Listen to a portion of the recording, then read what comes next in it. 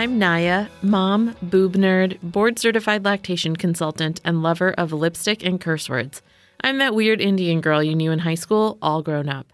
And I'm Alexis, mom, birth nerd, and therapist plus doula, encouraging parents to hold joy plus what the fuck is this mess simultaneously. Some people think I'm too much, but those aren't my people. And we are the Top Knot Squad. TKS is a tiny little podcast about motherhood in real life, the good, the bad, the ugly AF. Hosted by two women that are passionate about our beliefs and unafraid to speak our minds. Friends that wanted to create space for all that ish we are too scared to talk about. Are you ready to laugh, be vulnerable, and keep it real with us? Top knots are not required. If the Top Knot Squad content makes you laugh, nod in agreement, or makes you feel less alone, we'd love your support in the cost of producing this podcast. Visit patreon.com/TopKnotSquad to learn more about our budget-friendly sponsorship tiers and how you can help ensure that TKS has a future. Every little bit helps. On today's episode, we'll be talking about parenting school-age children. Between the ages of 5 and 12, children expand their horizons and spend more time away from their parents. It can be tough to see your child go from baby to child, going to school, making friends, and learning more about the world. It's an exciting time in your child's development, but can also come with a multitude of stressors as both you and your child learn to navigate new systems, routines, and relationships, not to mention concerns about inclusion, bullying, violence, sex ed, and more. We are thrilled to have Dr. Eboni Lunsford Calbow join us for today's conversation and hopefully provide us with some tips and tricks on surviving the journey through the school years. Eboni Lunsford Calbow, licensed clinical social worker supervisor, PhD, is a clinical assistant professor in the Steve Hicks School of Social Work at the University of Texas at Austin. Hook 'em! Her current research and teaching interests include school social work, trauma-informed care and intervention, educational equity and social justice, multidisciplinary and collaborative practice, and evidence-based interventions for children with disabilities. Prior to teaching full-time at the Steve Hicks School of Social Work, Calbow was a school social worker for almost a decade, working with over 20 school campuses in Austin ISD. She has experience working with children and adolescents ages 3 to 22 and is a trust-based relational intervention practitioner.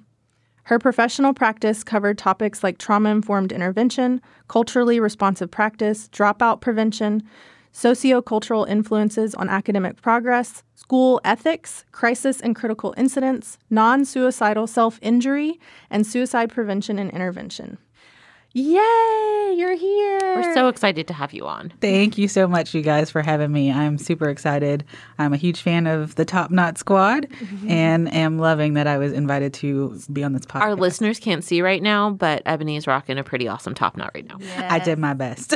And a pretty awesome red lip. I know. And so I am channeling Alexis and Naya, so. Yes. Oh, I don't ever wear a red lip. No, but the hair.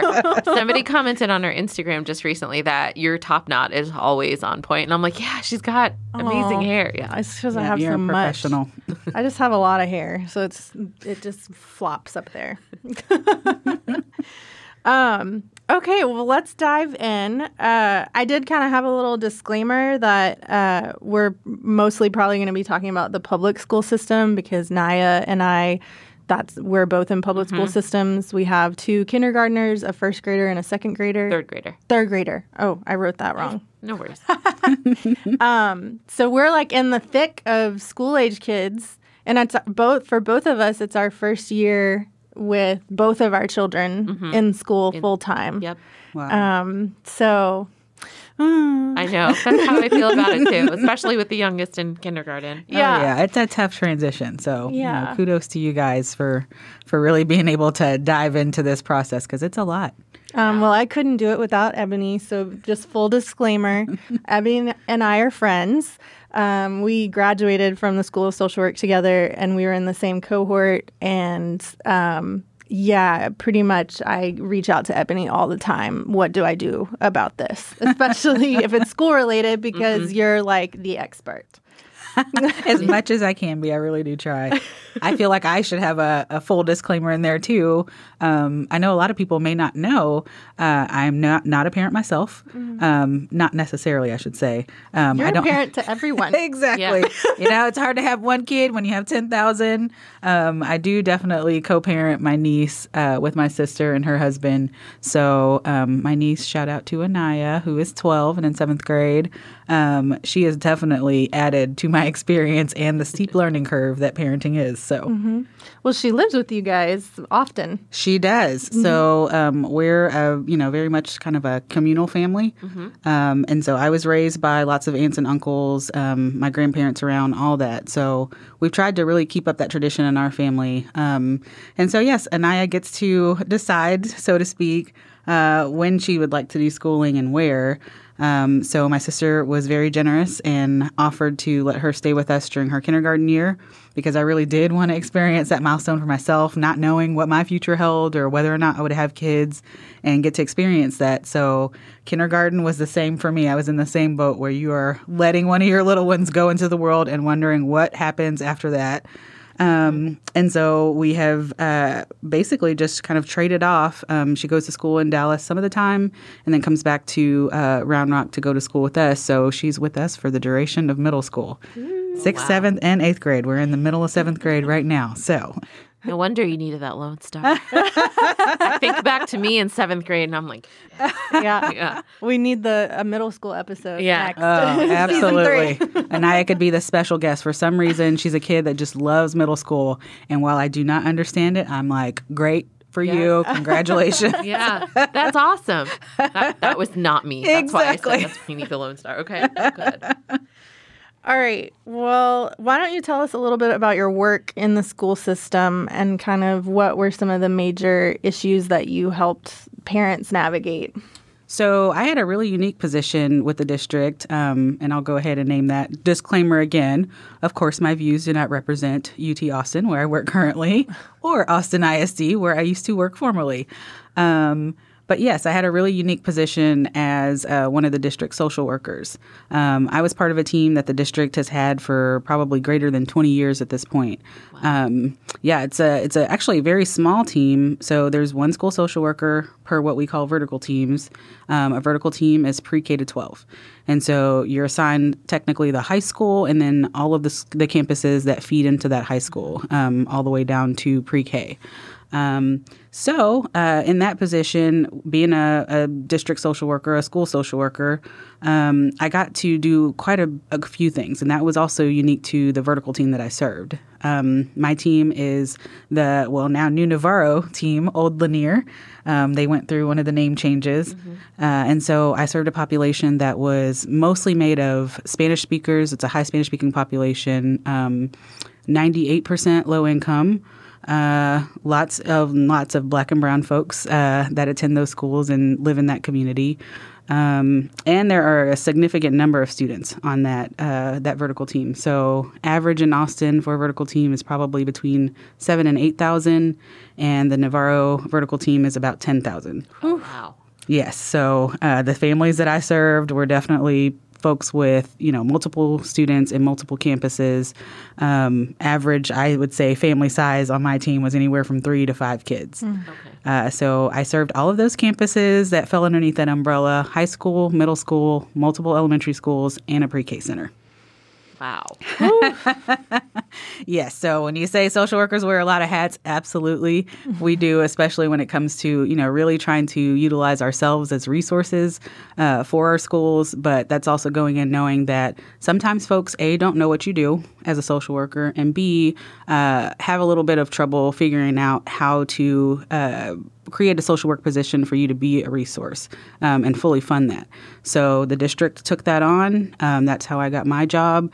And so my responsibility was 10 campuses, 10,000 students. Holy smokes. The nature of the work was absolutely everything. So case management, parent education, keeping up with whole child education, which covers attendance, behavior, discipline, academic work. And so to me, it's a lot like care coordination. Basically, you're trying to create a good system for that student to make sure that they're making the best academic progress that they can. Whew. Right. I'm tired just hearing that. I'm so tired. Well, what were the main barriers for those families, and you being able to actually support them with limited resources? So I would say that particular community and also across Austin, we are resource rich, but that still doesn't mean that we are not under-resourced in a lot of ways. So we have programs and we have resources available to families, but we really don't have enough of them. So that's where my job came in, where I was basically the catch-all for those services. If I could figure out a way to get a family into services or thought of a better service that might be outside of their area, and remove some of the barriers like transportation, like not having enough income to be able to support getting outside resources, all kinds of connections that you can make to try and help those families meet those challenges where they are, because really it does sometimes boil down to a lack of basic services, a lack of attention to basic needs or ability to be able to remove some of those barriers for yourself. Right. Yeah. I know this isn't on the notes, but it's popping in my head. So I'm curious if we can go there. Yeah. But I know that most school districts are segregated. Absolutely, we can go there. And so there's pockets of AISD that are very white, and then there's pockets that are black and brown, and that's also a split with socioeconomic status. Right. And are the resources equal? And is that system and the way that it is it putting certain kiddos at a disadvantage? And can we just talk? I know that's not on the list. That's a big thing to talk about. Oh, it is a big thing. But to me, that's the first part of this, is absolutely starting the conversation. I think that, again, I was in a unique position. I am a Black social worker who happens to speak Spanish. So I was placed with a high Spanish-speaking team. That brought up equity issues just initially, because a lot of our faculty and staff on that particular team have been there for decades and decades, which means that they are more than likely predominantly white, serving Black and brown communities. It takes a lot to be self-aware about that and to really be able to respond appropriately to that, especially when you're talking about serving the needs of a school community. It took a lot of explaining to people to also know that Black and brown people don't always see eye to eye. And so me coming in as a social worker, I still have work to do when it comes to building those relationships and making sure that all of our communities can build a little bit of trust with each other so that we can start to talk about things like equity across the board. We know that there is a disproportionality issue in our school district, in our local school districts, period. There are campuses that have tons and tons and tons of resources. However, they could always use more. There are other campuses that can self-fund those resources, and that makes a huge difference in the outcomes for the school programs and the kids. I think that it's very risky. It feels risky for people to try and think about all of that when they're simply trying to choose the best fit for their kid and for their family. It starts to really get to your core values, whether you really are somebody who champions social justice and attends to equity, because really it's not up to the school officials. It's not up to even the campuses or the administrators. Absolutely, they have a hand in creating school culture, but it really is parent-driven. And so it's really up to all of us to take up that responsibility and say, hey, I know that we're able to pay for these resources at my school, but I have some questions about, maybe our neighboring campuses. Can we perhaps partner with each other? Because we're talking about across the district, there's significant difference with schools that are just 2 miles away from each other. Yeah. Absolutely. Sorry. Sidetrack. No, I like it. I like that we're going there right off the bat, because that's the conversation. And that's a good and important question. So for those that are listening, it's what month? October. It's October 2019 right now. Right. And AISD just made a decision to close a dozen schools all across Austin.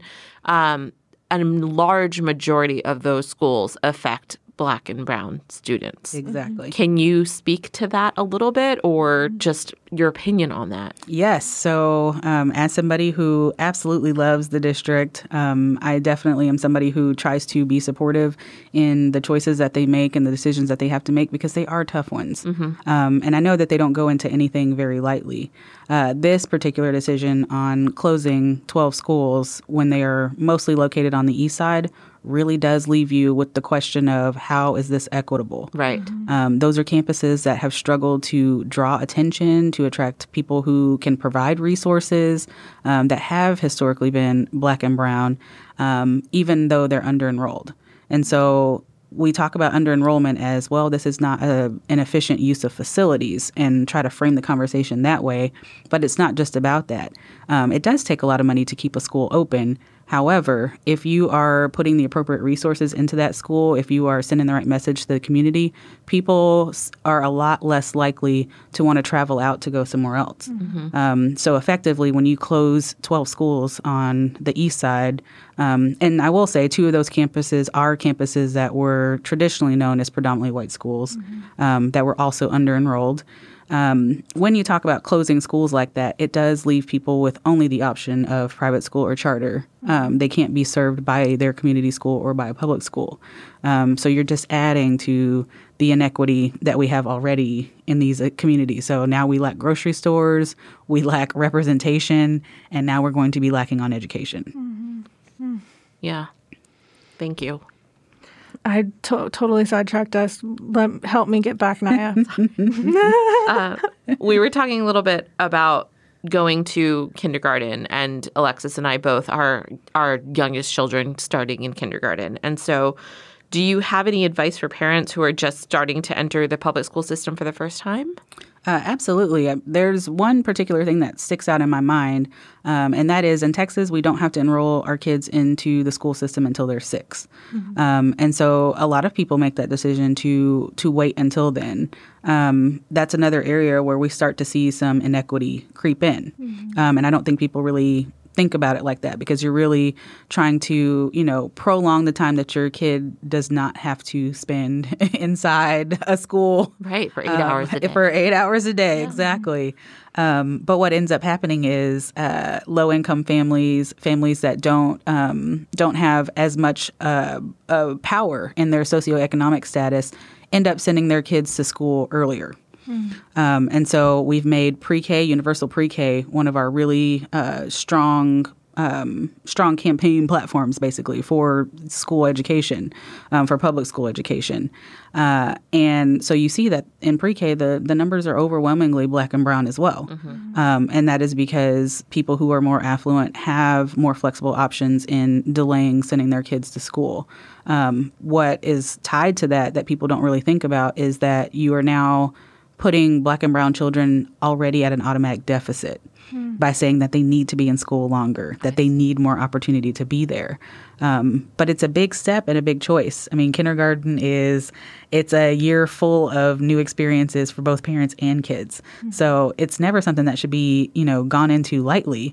Definitely there should be thought behind it. But I like for people to not just think about your individual family and even your individual child, but also think about the benefits for other kids when you're choosing to, A, send them to school earlier, but B, also sending them to either neighborhood schools or schools that could use, more socioeconomic diversity and even diversity when it comes to becoming less Black and brown and becoming, an environment where everybody is going to school together.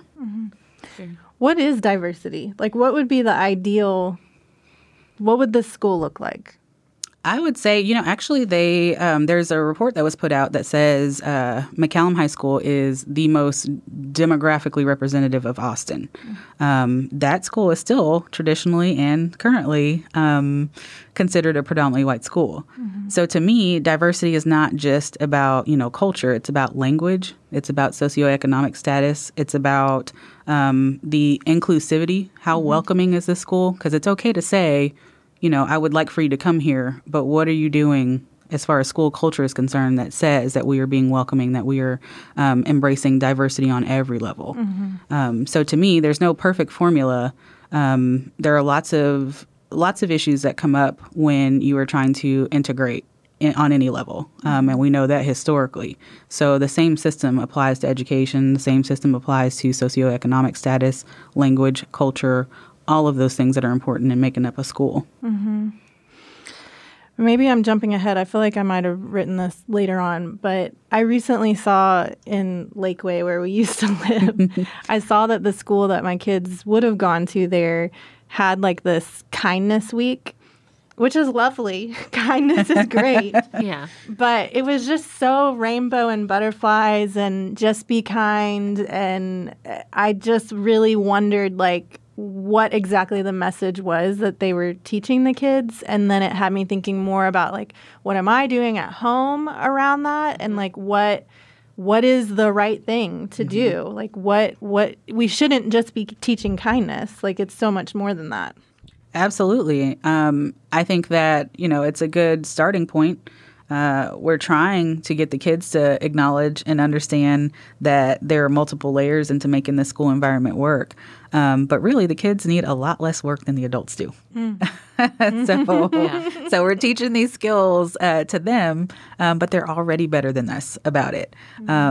Really, that the change that you want to see in schools, the environment that you want to see in schools really does come down to how is the administration creating school culture? How are they addressing issues of diversity and equity?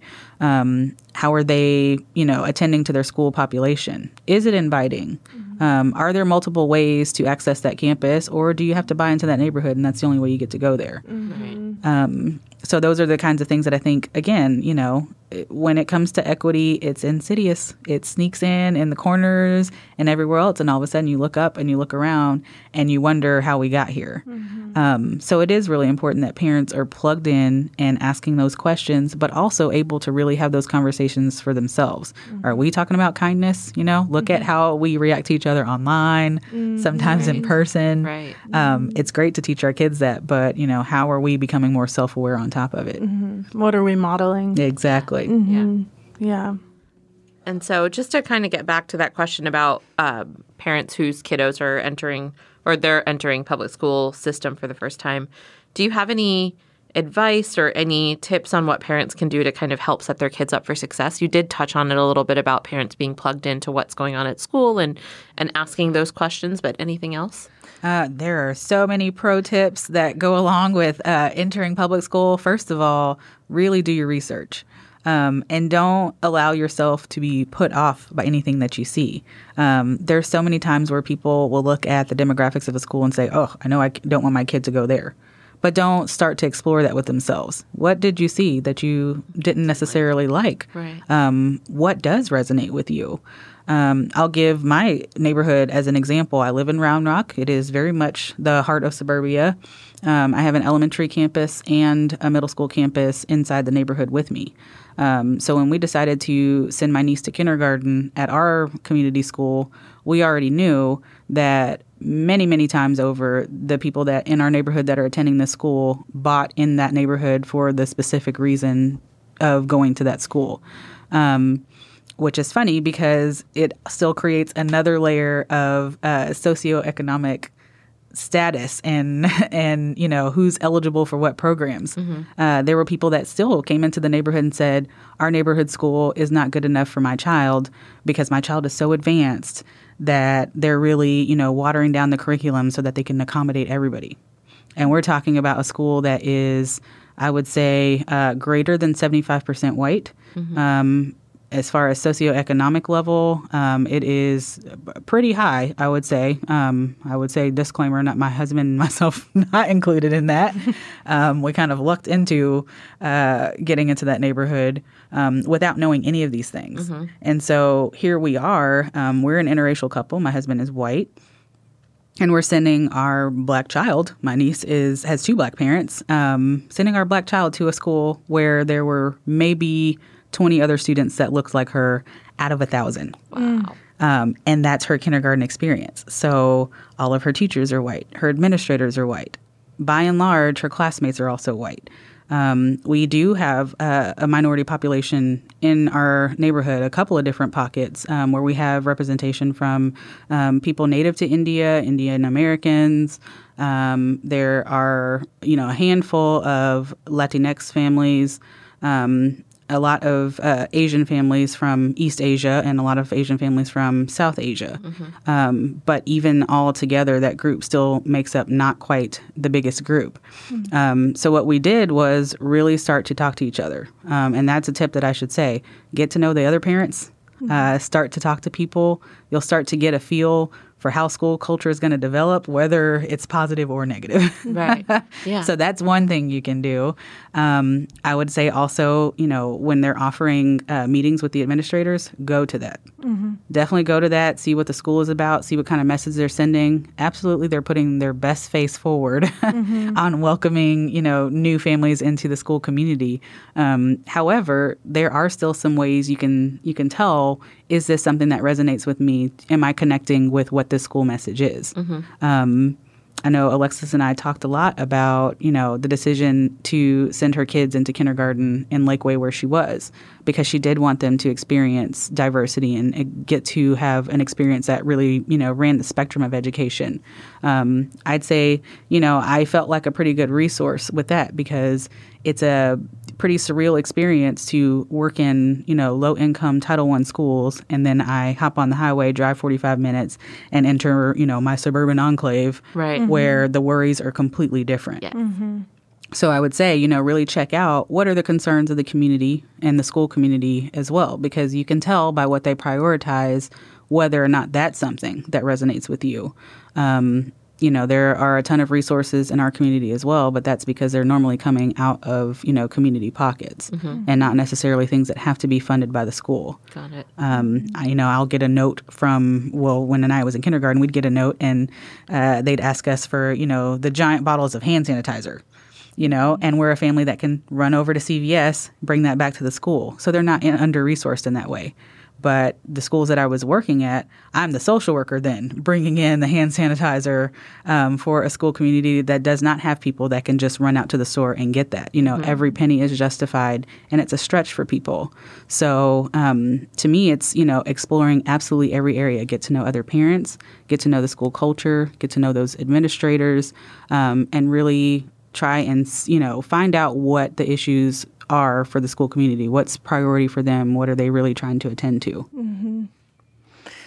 I'm thinking about discipline. Can we talk about that for a little bit? Let's do it. I was thinking about the recent news story, the 6-year-old that was arrested. Yes. A baby. It was a black girl, so of course it was race-based. But another thing I recently reached out to Eboni about was my own issues with my child and discipline. And I've just ever since then, I've just been thinking about, I was so distraught by the whole experience. I sobbed the whole day. Yeah. But was my child arrested for his behavior? No. And so just thinking about those disparities, thinking about that school to prison pipeline and how discipline is disproportionately given out. It's more harsh for Black and brown students. So I don't know. I don't know what my question is, but just conversation around what can we do as parents to help combat that, to make sure that we're not, what's the word? Perpetuating. Perpetuating, yes. Yes. Thank you. So let's talk about that a little bit. Well, I remember our conversation well, because it is a hard thing, especially when it comes to discipline. Discipline for most people, by and large, happens in the home. And so when your kid is sent to the principal's office or when discipline is happening at school, you start to worry and wonder how much does that align with, the values that you have at home. And so I remember us just talking about, how what happened with your kid at school was a situation that's pretty normal. Lots of behavior comes out in kindergarten where they're trying to really work on their social relationships, their behavior publicly without the oversight of their parents. There's still an adult responsible for them. Their teachers very much govern all of that. And kids respond differently, of course, in situations with other adults than they do with parents. To me, it just spoke to, how perception really does affect people, and they don't realize, that it has such far-reaching consequences. No, your kid was not arrested for, legitimately getting into a fight. Lots of people might find that to be a safety concern. And I can tell you, many times on campuses where, they're under-resourced, definitely some of the campuses that I've worked on and worked with, there is kind of a culture of how do we view this behavior differently? It's not so much intervention as there's a lack of, knowledge about how we prevent it or even what these kids are coming in with to make them react the way that they do. So, your child's well cared for, loved, in a great home. And that was just the normal. That was just, a normal reaction for him in the situation that he was in. That could happen to any kindergartner. What happened to that 6-year-old girl happened because adults had perceptions of how behavior is policed, so to speak, a pun not necessarily intended, for Black and brown people, So you tend to hear people use words like aggressive or out of control. There is very much a need to have more oversight, more control over kids that you feel like have not come from places that people know, what their parenting style is, that they've been able to get their hands on books or, have resources in a community and network to answer some of those questions. So to me, handcuffing a 6-year-old happens because there are too many people that have completely skipped over the fact that this is a small child, somebody's baby, another, tiny human being.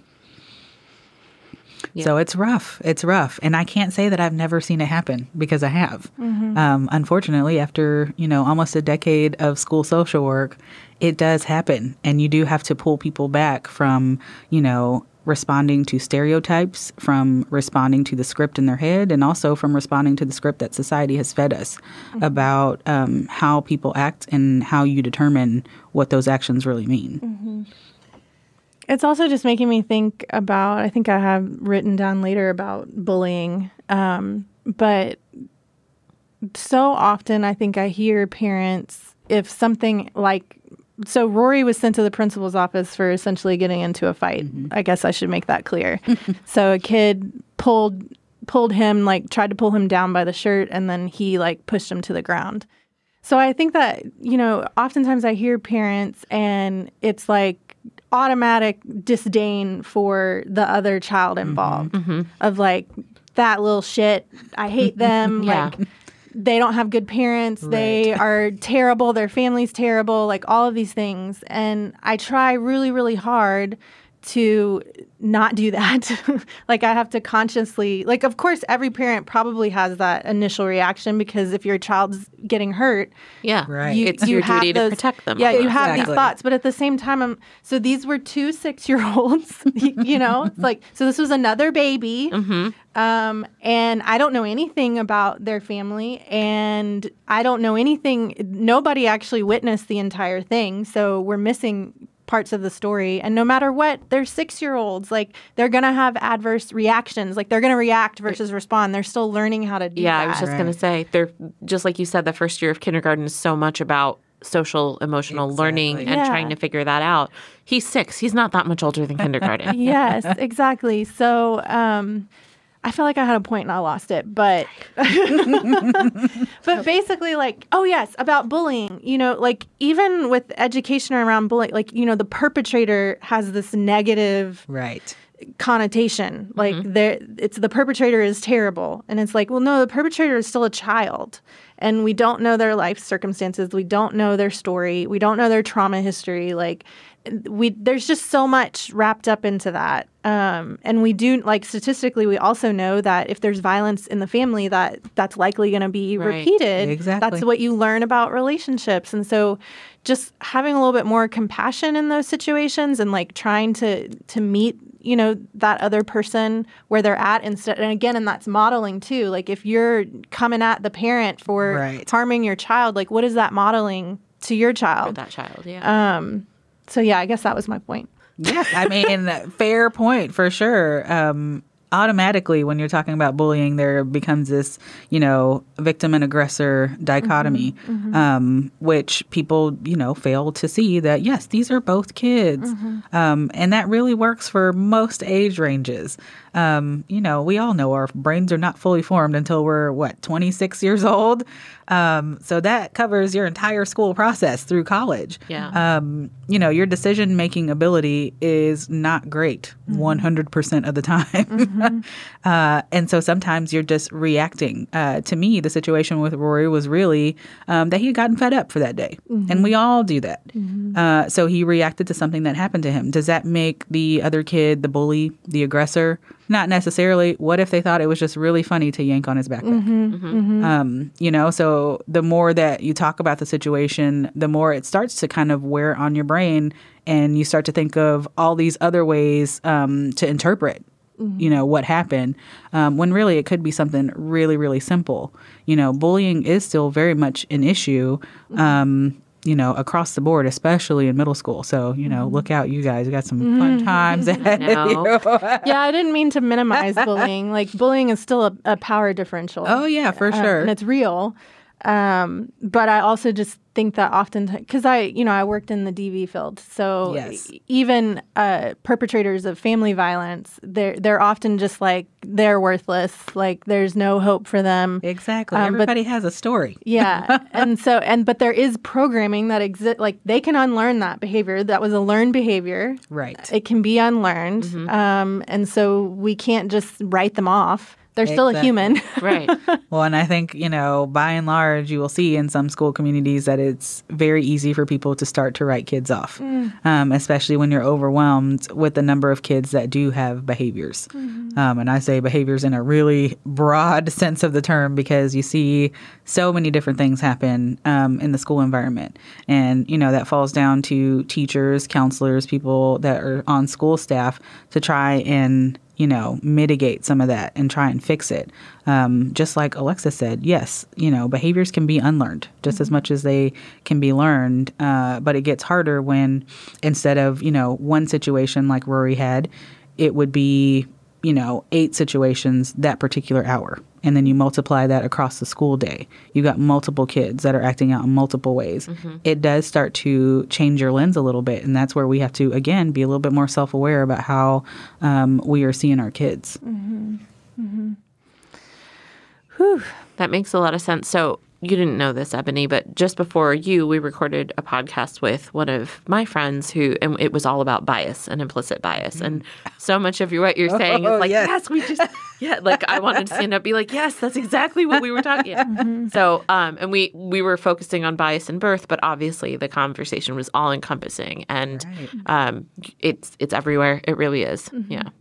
Well, and those adverse reactions for many students are trauma responses. Right. Yes. And oftentimes race-based trauma or just lived experience of being a marginalized group creates that chronic stress, and they have cortisol pumping and they perceive something as not safe, and they're going to have this reaction that others are viewing as aggressive, not listening, not compliant, all those words. But no, actually that's trauma. Oh, I love that. I wish I could write that on a T-shirt right now or put it on an index card and just, pass it around to every school because it really is that. You have to think about the position that you're in when you are consistently marginalized. And to me, that's probably why I, existed for so long as a school social worker. What sustained me is really trying to get that message out there. It's really tough to go about your day to day when you are consistently being marginalized. And then you put that with the fact that our kids are in school 8 hours a day. So that's a lot of opportunities for somebody to constantly be triggering a kid. And it's a lot to handle. So again, there's another pathway to learn behavior where, we could be taking care of some of this in small ways in the classroom, in school communities. And we feel like we don't have the capacity to do that. But, there are so many small ways that you can try and help mitigate that, and one of the big ones is creating a relationship with a caring adult. I think that's the way that school was set up all the way back when, and sometimes we've lost that message a little bit. Connection. Yes. Brené Brown. It's all about connection. I feel like most of our episodes somehow come back to connection. Oh, yes. For sure. I mean, the TBRI approach, so that actually comes out of the Child Trauma Academy at TCU in Fort Worth. What approach is that? Say the whole It's thing. called TBRI, so Trust-Based Relational Intervention. And that's one of the initiatives that the district picked up. So I got trained with the district for that particular intervention. And really, it's a series of steps that's made up of simply following a path to create rapport and build a relationship with a kid so that they start to feel safe, so that you are triggering their brain in the appropriate way to help them with their learned behavior. So you're addressing that trauma response, and it doesn't require that, you're a licensed professional. It doesn't require that you have a bunch of fancy titles and education behind you. It's something that is really pretty simple and straightforward, but sometimes people need those simple solutions because you're so bogged down by everything else that you still can't think of that, on your own individually. And it's especially effective when it's modeled in a school community. So they have done tremendous work in really just streamlining how we can address some of these behaviors and get to the core of things like bullying, get to the core of implicit bias, of how teachers view students, about how administrators view students, and about how parents are then receiving all of this information from the school community and echoing that at home. This is also making me think about, I also talked to Alicia. So my friend Alicia is a school psychologist. So I'm just surrounded by all of the school. All of these school people with the opinions. school experts. Lucky you. But she was telling me about Roy's situation, that the intervention was very restorative. Like, she was like, this is good news because the intervention that they chose was restorative. And he wasn't sent to the principal's office. The principal wanted him to come have lunch with her to create that connection, to build that relationship so that he feels safe with that administration and can talk to them and they can problem solve and yada, yada. So that makes me think about that too. Well, and I think that's, again, reflective of that school community. Where you live now used to be a pretty rural place, and it's become suburban pretty quickly. But I think in areas like that, they are a lot more responsive to some of the issues that really plague what we refer to as urban schools. Because we've taken away some of the stigma that comes along with, race-based anything. So they're really responding to the general school community and saying, we already put this stuff in place so that we are consistently having an appropriate school culture that really addresses the behaviors that can come out, when we have this many kids to take care of. So I thought that the principal's response was really brilliant in that and proactive because it was restorative. It was about building a relationship. It was about building that connection. I kind of joked and said, perhaps the principal responded like this because they don't know what kind of parent you are. There's a lot of people that are quick to sue, quick to, threaten, quick to just be angry and upset about what the consequences or repercussions of, their child's actions might be. And so I was really glad to hear that, the principal is not really coming from that particular perspective, but it takes care of that too. So it's really attending to the needs of parents too, because again, I'm like, the longer you sit with it, the longer you have to, roll it over again and again and again, and it starts to become something bigger in your mind than it might actually have been in the situation. Which is what I did. but it also too, actually, Rory, because he had to have lunch with her 2 days in a row. Like the day the incident happened, she had him come eat lunch with her. And then the next day she wanted him to come back. And so the next day, Rory was excited. He was like, Mom, I get to have lunch with the principal. And so I remember saying to Alicia, he's excited. I guess that, that didn't work. And she was like, no, it did. That was restorative because he wants to go have lunch with the principal. That means it was restorative. It did its job. And so I was like, oh, okay, cool. That's actually an awesome thing. I didn't I didn't, when you said lunch with the principal, because this was by text and there's no tone in text. And I was like, oh no, is he in trouble? And then you were like, oh, he had to go eat lunch with them again. And he was excited about it. And I was like, what? What kind of lunch with the principal is this? But that makes perfect sense with what you explained. So, oh, yeah. I mean, preventative measures are always best. Like the kids are just being taught to know what to expect. Right. And if we're managing their expectations, trust me, the behavior gets so much better. Very cool.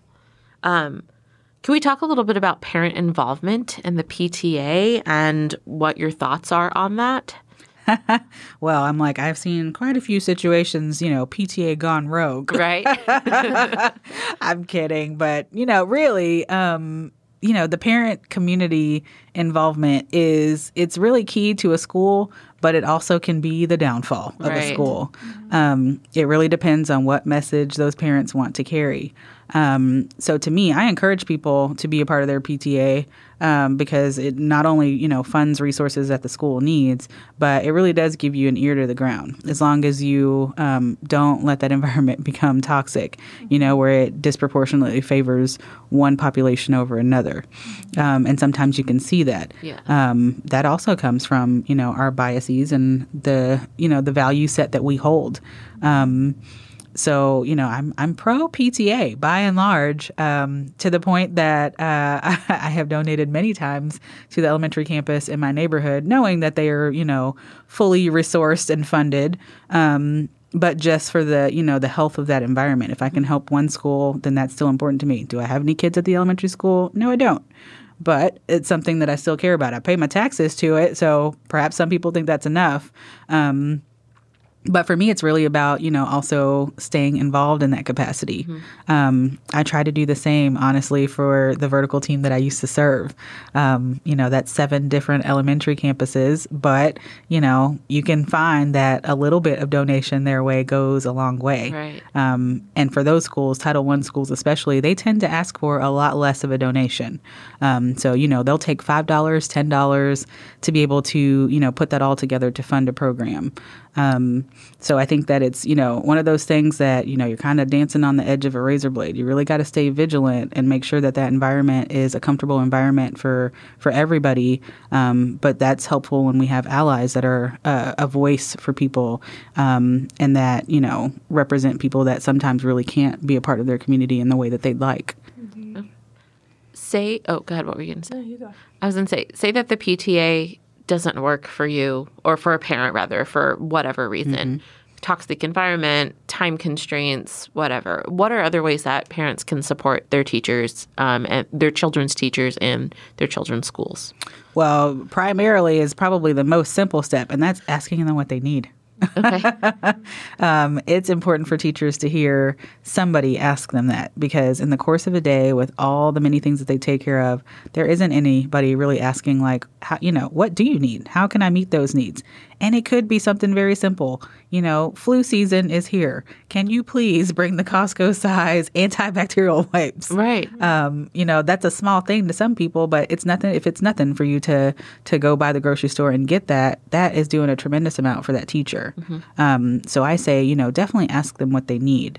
In addition to that, tell them that they're doing a good job.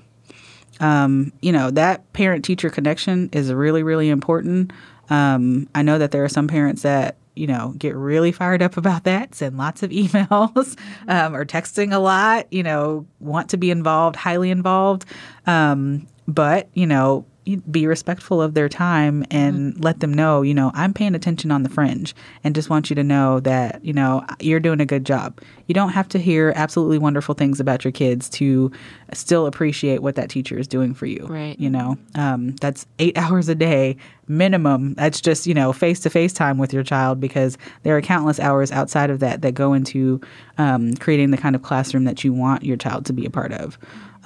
So yeah, meeting teachers' needs is really about asking them that question. What can we do to help? Because they also have ideas that fall outside the classroom. And just one thing to add to that, I know that the school that my kids go to, they have volunteer opportunities for parents, and it's like an hour a week or 2 hours a week, and they'll show you how to work the laminator, and you can laminate all the things and cut things out for teachers for their monthly boards or for whatever. You can make photocopies for them, just lots of things that will allow teachers to focus more on their students and not on all the periphery stuff that they need to do. So even if PTA is not your thing, there's definitely other ways to get involved and support your teachers.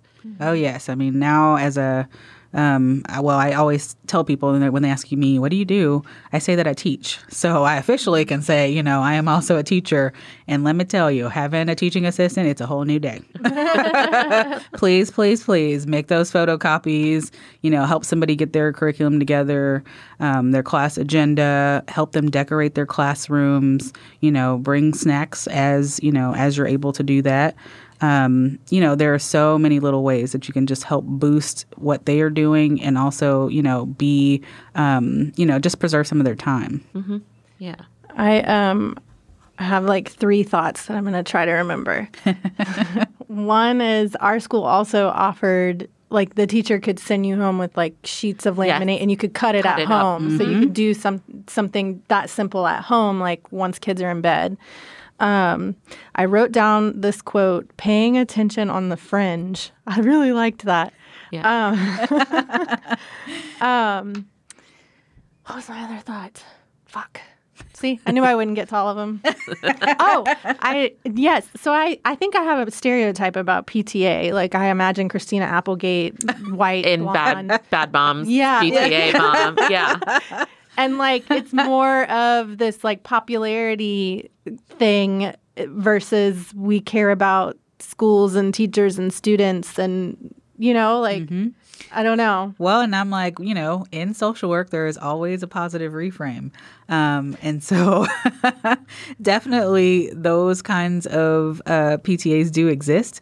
But the positive reframe on that is those are still people that are genuinely trying to help. Mm. So sometimes they need a little bit of help realizing, the impact of their help rather than the intent. Mm-hmm. Right. So that's equally important, and that's where allies come in as well. Because again, like, I say, on the fringe, because there are people that don't want to be as visible, that want to help, but, are not comfortable large group wise or, just with that kind of connection.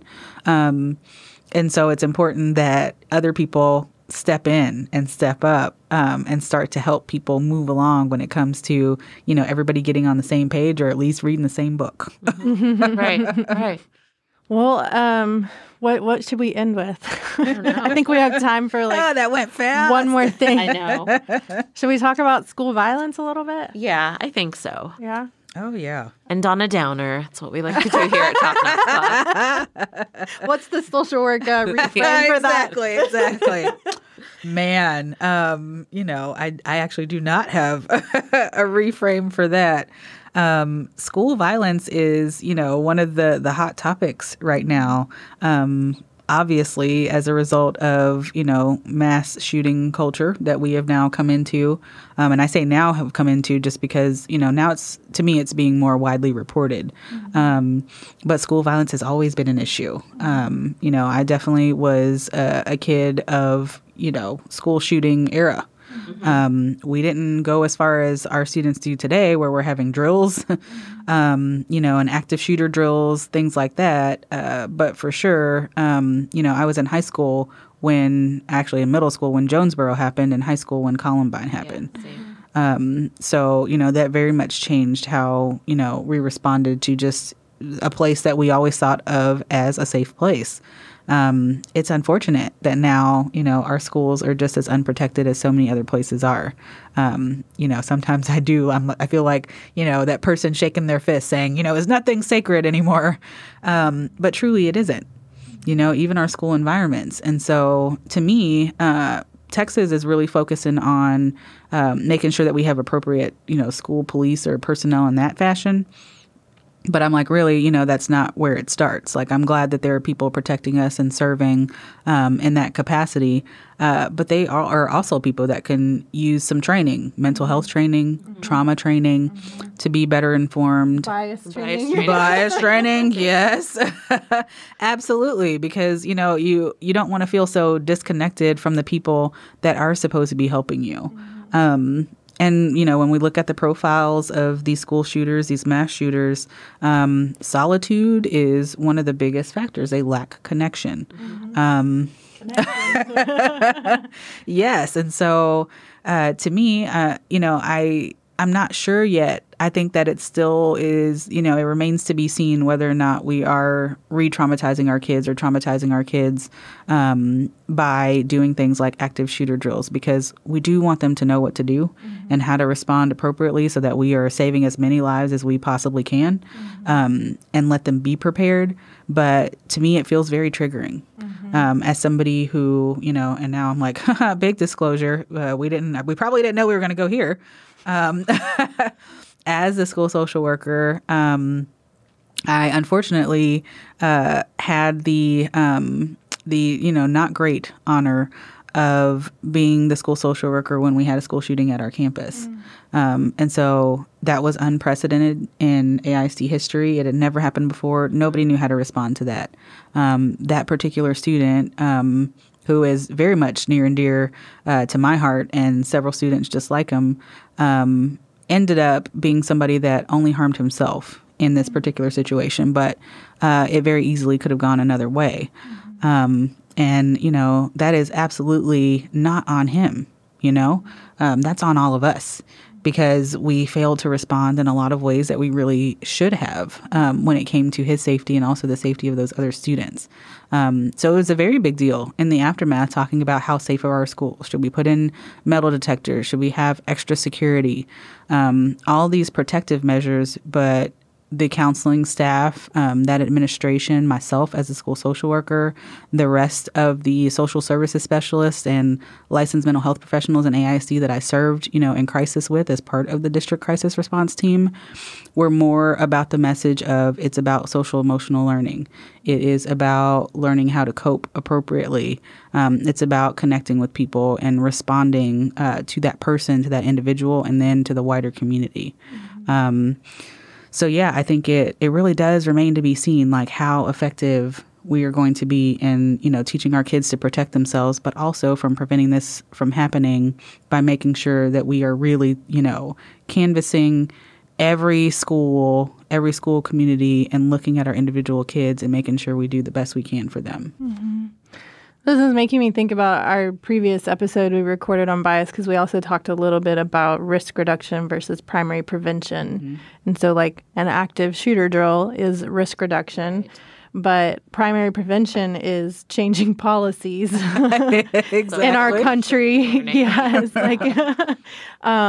So, yeah, it's a big one that is overwhelming. Mm-hmm. But do you have any tips on, what should the conversation look like at home with our kids around these issues? Or just any advice on how to help our kids, manage this environment that, unfortunately, our country, that's just the reality. Yeah. Exactly. This is our now lived experience, our new reality. Mm-hmm. One, I am somebody who is very much an advocate of normalizing mental health. Mm-hmm. So we need to get better about our help-seeking behaviors and really talk to our kids about that. Mm-hmm. It is okay to talk to somebody and to figure out where you need support and when. And surprisingly enough, kids can tell you that very, very young. Mm-hmm. So, having those conversations with them early and letting them know that you are, there for them, that you're a person that will help them, navigate all that and figure out what they need to be able to be, whole people. So that's a place to start. I think that they're savvy enough, as young as pre-K and kindergarten to know the difference between, safety measures that we're taking. Mm-hmm. So it's okay to be open and honest with them about, did you have an active shooter drill at your school today? Well, how'd you feel about that? Mm-hmm. What was that like? Mm-hmm. Was there any parts that were, really scary to you? Did you feel calm? Was this comfortable? Mm-hmm. Start to figure out those parts of things, because kids can tell you. Mm-hmm. And that also helps us shape policy. Mm-hmm. So, a school can't respond to what they don't know about. Mm-hmm. So if they don't know that, this felt particularly triggering or this traumatized a kid for any particular reason, then they can't really adjust policy to respond to that. Mm-hmm. We do what's necessary, but that doesn't mean that we can't be flexible about what that looks like. Mm-hmm. So start those conversations at home. When you see things on the news, I think that, our first instinct is to shield our kids from that and say, no, I don't want them to see that. This is too early. This is too soon to have those conversations. But that's really more about us than it is about them. So we ourselves have to do better about getting comfortable and being calm when we talk to them about these things, because it is now our new experience, our lived reality. And so it's important that they feel like they are coming to a comfortable and calm place to be able to, really be authentic in telling you what their experience is like in all of this, because they're going through a very different school experience than we did. Like, our particular generation kind of caught the tail end of that.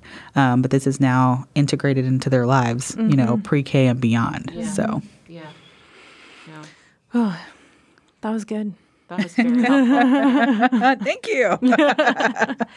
Well, any last words or wisdom you really wanted to share with us about school life? Right. Really, I think that my big message is, don't think about just your individual child as much as, you want to be protective of them and make sure that they are having the greatest experience. It really is about everybody. I'll give you this example when it comes to school lunches. So recently there was an article out that talked about school lunches, and many parents don't give their kids school lunches because they feel like, that's not the greatest food. It's not, what I would necessarily want them to eat.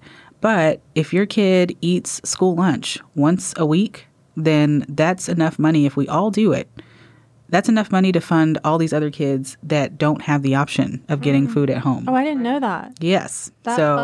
Rowan's all about school lunch. Yeah, both of my kids are. Yes. Same with my niece. Made a lunch since the second day of school this year. Absolutely. But I didn't know it funded other kids. Yes. So food is cheaper to buy in bulk, of course. And so schools don't really advertise this, but they do suffer when, people decide that they are not going to feed their kids school lunches. So again, absolutely feel comfortable in making your individual choices, but that individual choice could affect so many other people. So figure out ways around it. If your child's vegan, okay, well, what are their vegan options? We do better about, providing absolutely every option that we can in order to make sure that everybody eats. But that's a great example of, don't so much focus on your individual child, but focus on the experience of everybody around them, everybody that's involved in the school community. It's compulsory. We all have to go to school. Right. So we got to get better about making sure that our thinking is community-based and not just individual-based. I love that. Yeah. That makes a lot of sense. I wish we could talk to you for 12 hours. I was like, I wish we got into that question. I have really enjoyed being here. Honestly, I have really enjoyed being here. It's so good to be able to, speak freely about this experience that I've had for the last decade. I feel like, I've kept a lot to myself and just, given tips and things like that where I can. But hopefully, this starts some conversations in other places and it just continues. Yeah, absolutely. And we'll have to have you back for season 3 on middle school. Absolutely. And I'm going to need your number so I can text you all the things. Yes. I am always here for questions. Thank you, Ebony. Yeah, thank you. Thank you guys so much for inviting me.